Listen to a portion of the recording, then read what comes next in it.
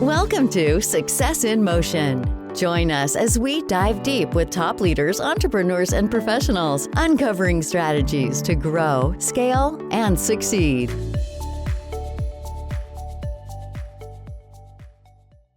Hey guys, and welcome back to the Success in Motion podcast. I'm here with Shane King.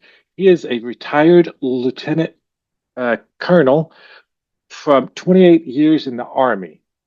Now, this man is just not just any ordinary man. He is the man who knows no fear. Shane, welcome to the podcast. Yeah, hi. I'm glad to be here with everybody. Yeah, good to meet you, Michael. Good to see you. But it's true.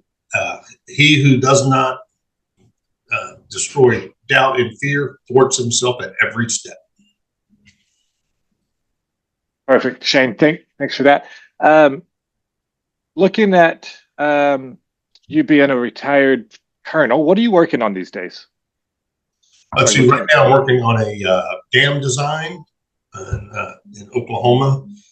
Let's see, working on a bridge design in Spavinaw, Oklahoma, as well as a building complex. We're installing we're erecting a lot of buildings in a large vacant lot in Oklahoma. Perfect. And is that more on the engineering side or the architectural side? Yeah. Yes. Structural engineering.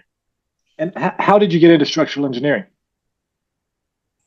Kind of a simple story. I didn't know what I was a kid. I didn't know what I wanted to be when I grew up. And I was talking to my dad. I was learning about what college was, and he was explaining that he was an engineering major. And we were driving along on a highway on a road trip, and he said, "Well," I said, "What's that?" He said, "Well, you design buildings and bridges." And at the time, we were just about to drive under an overpass, and I looked up and I thought, "Wow, that was fascinating. That's what I want to do."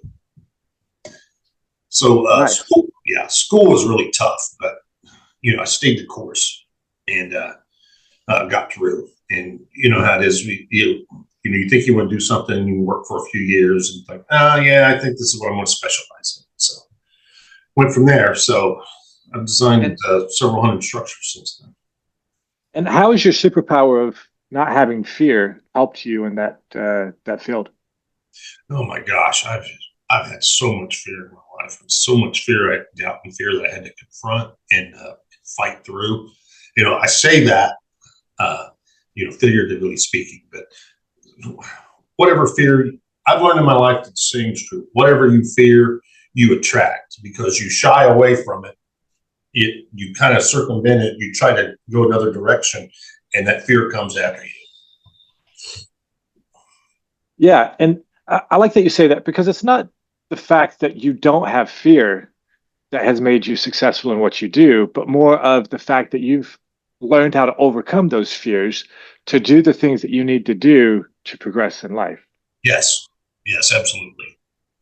Everyone's got doubts. Everyone's got fears. Everyone's got strengths and weaknesses. And, I've had things in my life that caused me to really cower. But the obstacle was something I built up in my mind. And, once you start realizing, okay, I can't get around this, you'll start formulating a plan in your mind to overcome that fear. And baby steps, setback, baby steps, more setbacks, baby steps, and eventually you get through it.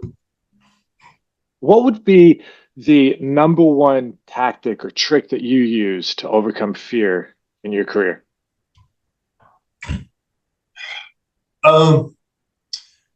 Guess you have to have a pause.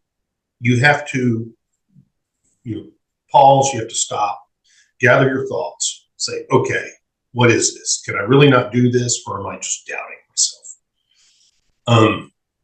When everybody's got legitimate fears. Obviously, you're not just going to jump out into traffic, but maybe you fear something like an interview. Maybe you fear a new job. Maybe you fear a new skill set that you don't have, or maybe you fear a confrontation or discussion that you're going to have. The thing you've got to do is drop back, relax, gather your thoughts. You've got to gather your strengths, come up with a plan, meditate, say a prayer, come up with a plan to formulate a way to conquer that fear. And 90% of the time, you'll be successful. The other 10% of the time, you'll have to regroup again and try again. Yeah, there's a thing going around on social media right now that I've seen several times. It's a saying about fear, right? And it says the fear as an acronym means forget everything and run, which is what most people want to do. Or you can turn it around and say face everything and rise.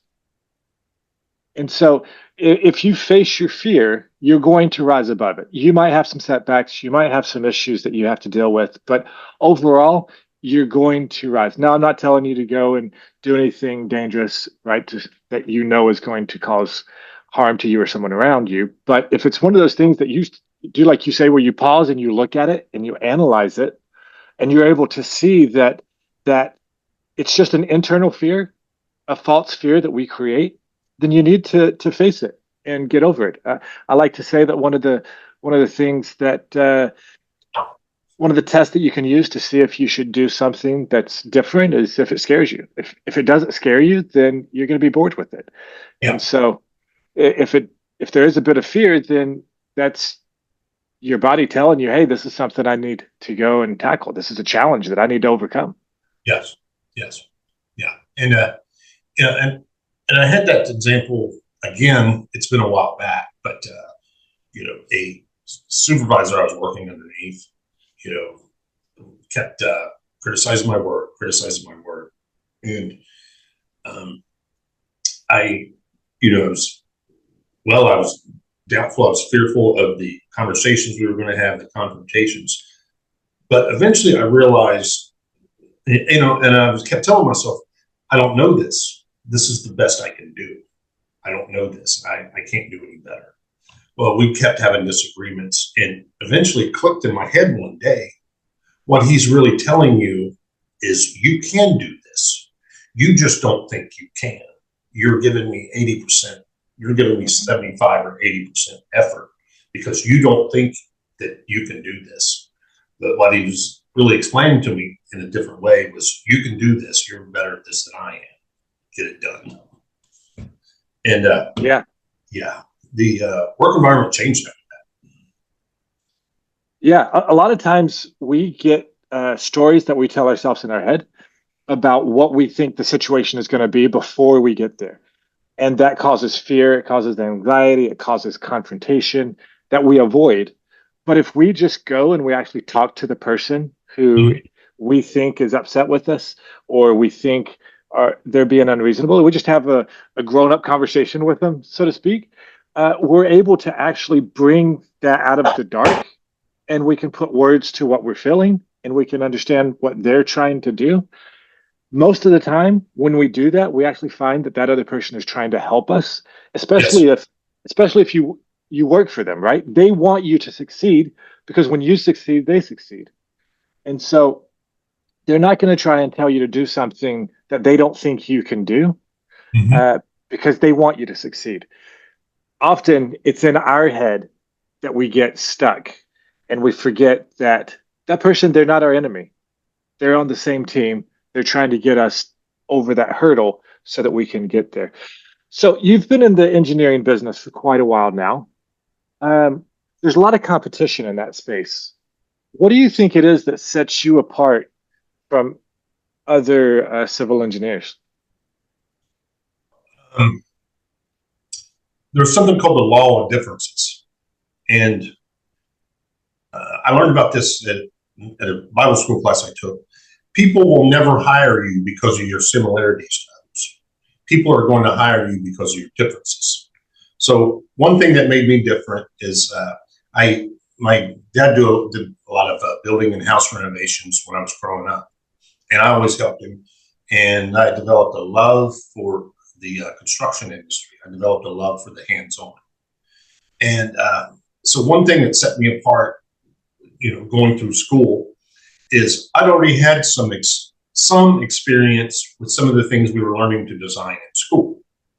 And for example, I worked one summer building a Walmart, and I was in high school at the time, but we were building a large concrete block Walmart, and I learned about grouting in the cores. I learned about the steel reinforcement. I learned how, and I worked another summer framing houses, and I learned how we can draw something, but the person in the field constructing it is tired or hot and or didn't read the plans, and they're not really going to build it the way we draw it on the plans. And so that's one thing that has helped me is I've been able to put myself in the laborer's shoes and detect how he's actually going to build something that I draw and stamp on a set of engineering drawings. And that's come in handy a lot with the engineering firms I've worked with. I can kind of explain, yeah, we can draw this, but the foreman on the job is under pressure to get it done fast. That way is going to take too long. Let's do it this simpler, faster way. Yeah. The key is to do it the simpler, faster way without losing structural integrity, right? Precisely. And so it really is the superpower to be able to put yourself in the shoes of the person who's doing that. I've done a lot of construction growing up. Just out of high school, I was working on a framing crew building single family homes. And then I did you have a blast? I had something. It was a learning experience. I enjoyed creating things with my hands. I enjoyed doing that, but I didn't enjoy how I felt at the end of the day, where I was just beat up. Yeah, I know what you mean. I'd sweat like a pig all day working in the summer heat. Come home, tired, eat dinner, and just not feel like doing much the rest of the evening. But I learned how to take a cat nap and have something important to do, and then get back out there to get something done. Yeah. But the superpower that you just explained is being able to understand, okay, I'm putting this plan together to make this whatever structure it is that you're designing, right? Yes. But understanding the mindset of the person who's actually doing that, and are they going to follow those plans, or are they going to cut corners? Are they going to understand what the plans are actually telling them to do? Because the best laid plan is only as good as the person who's interpreting that plan and able to execute that plan. Mm-hmm. And so I think that's pretty cool that you're able to look at it from that standpoint, instead of just trying to force it down. No, this is how you have to do it, but taking their viewpoint into consideration. Yeah, nobody really wants to read plans. Nobody really wants to read instructions that much. It's like getting a new laptop or a new tablet or iPhone. Nobody really wants to go to the instruction book. They want to pick it up and start playing with it, start using it. So construction drawings are that way so much of the time. You have a experienced foreman, experienced superintendent who's used to building things a certain way, and if there's something unique or unusual in your drawings that he misses, well, whose fault is it? Yeah. It's the designer for not making it spelled out clearly for them to be able to see that.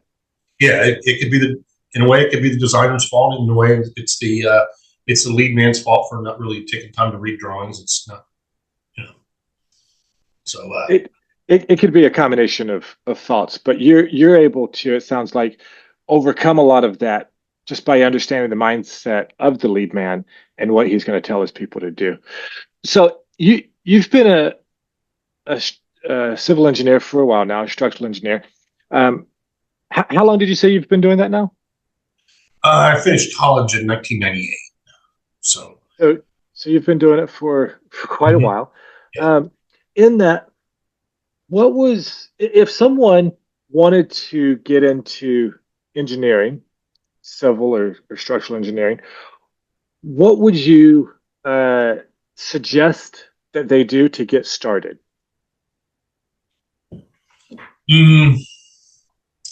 First of all, they're going to have to evaluate their design skills, and they've got to evaluate their math skills, and they've got to evaluate their analytical skills.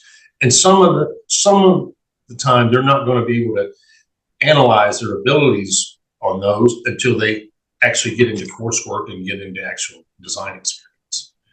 But they've got to be willing to put their nose in the grindstone, work hard, read the books, do the time, focus.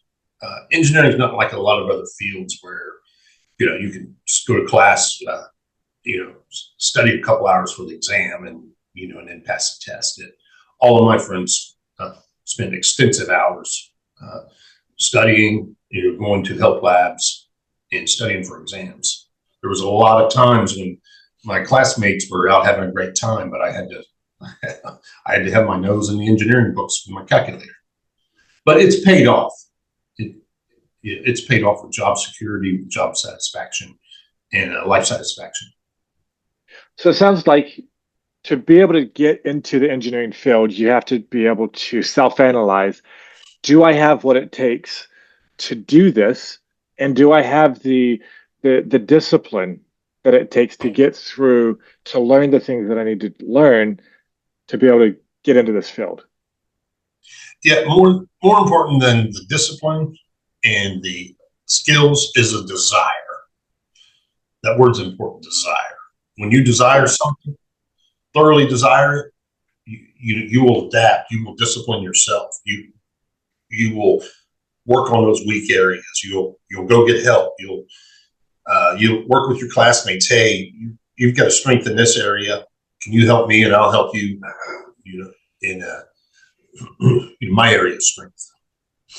There's a lot of truth to that. Desire does build discipline. Yes. Creativity, visualization. There's been parts of things where parts of visualization of what I was doing came to me easily, and other times I had to draw it out. I just couldn't visualize it. So. Yeah. So you've been doing this for quite a while, and I'm sure you've had many challenges over the years. You've also had many successes.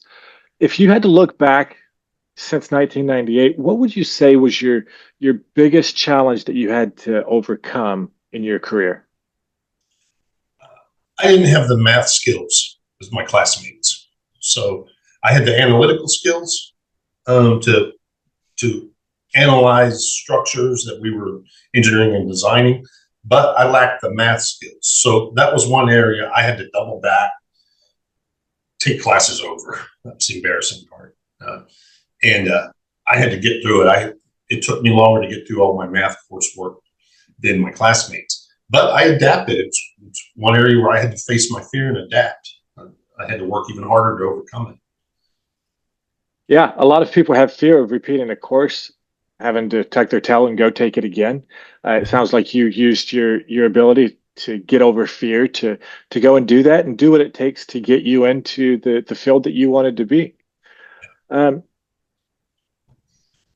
There's a lot of talk right now about work-life balance. As a college student, you don't have any work-life balance. As an engineer of so many years, what have you done to create work-life balance in your life? You've got to have dynamic motion in your body. For example, the vibrational energy, of peace and love is a high frequency. The vibrational energy of happiness is a high frequency. The vibrational frequency of hate, revenge, and depression is a low frequency. And if you're continue operating your body at a low frequency, sitting at a desk, the most movement you make is reaching over to grab your coffee cup or the mouse. So you've got to, at the end of the day, you've got to be walking. You've got to be exercising. You've got to keep yourself active. You've got to go whenever possible to meet the contractor in the field and discuss issues that may arise. That's another balance, is being able to synchronize with people in other fields like the contractor, the architect, and that actually creates some balance, getting you out of your zone where you can't see what your projects or how they're fitting together, getting out there. So yeah, so everything requires, dedication to work. You've got to have your spiritual life. You've got to have some relaxation, and you've got to have some social interaction with others, and your energy flow. Keep the energy flowing. Yeah, I like how you worded that. Some people go straight to, oh, I have to make sure that I balance the number of hours that I'm working with the number of hours that I'm doing leisure activities, and that's really not what work-life balance is. To me, work-life balance is more of what you were talking about, doing things that you enjoy, making sure that you're making time for movement in your life. If you work in 9 to 5 and you have to sit in a desk, well, you have to make sure that you are taking care of your body. At some point, you need to get up every now and again and move around. You need to go for walks, go to the gym, work out, do whatever it is that your body needs to do to get up and move around and get that vibration set. It sounds like things are going well for you and your business, and what you're doing.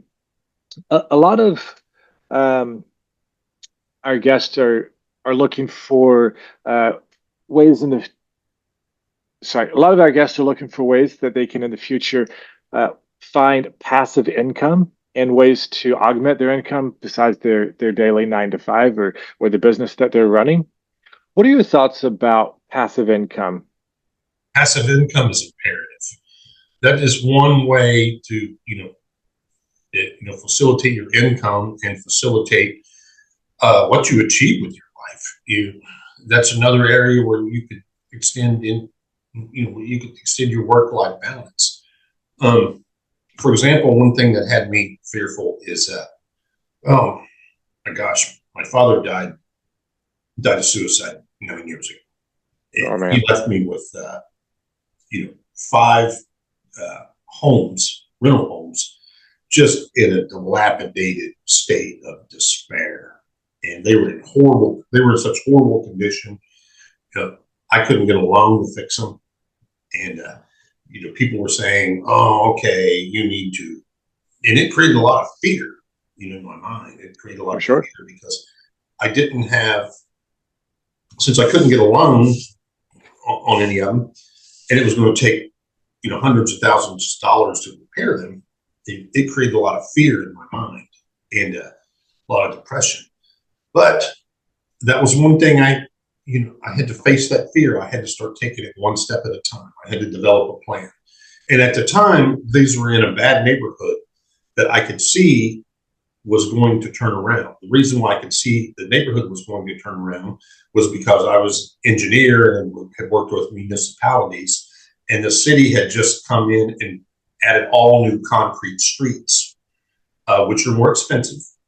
Yep. Which means that somebody around, with some type of political pull within the city was focusing their attention on that area. Kind of follow me? So a lot of people started trying to buy them, but I thought, no, not with the concrete streets going in. People are starting to put a lot of money. Well, I just had to put one foot in front of the other. I just had to make a repair little by little here. So I couldn't get a loan, so I had to use my savings. I had to pinch pennies with what I had from work.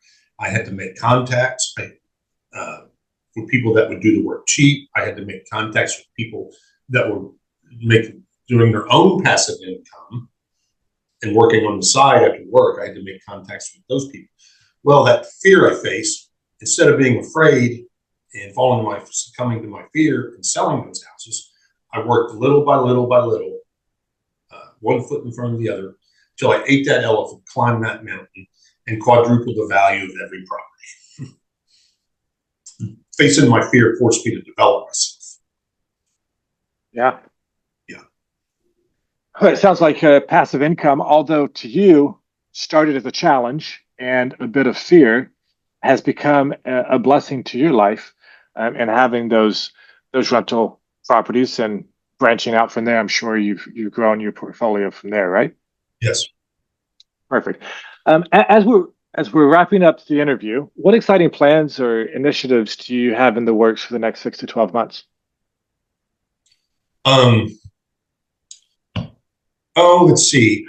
I think for the next 6 to 12 months, I'll focus on the house that I've been living in, get it sold, and repeat the process again. I want to buy a place out in the country, and be kind of far away from everyone else, and renovate that property. And then I'm going to continue developing myself professionally, socially, to get larger contracts and bigger jobs.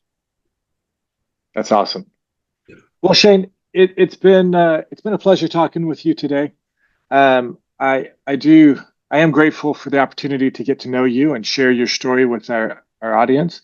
If there's somebody who wants to learn more about you or get to know you a little bit better offline, what would be the best way for them to get in touch with you? I guess they can email me. What would that email address be? Shane J. King, and that's at yahoo.com. Or they can find me on LinkedIn.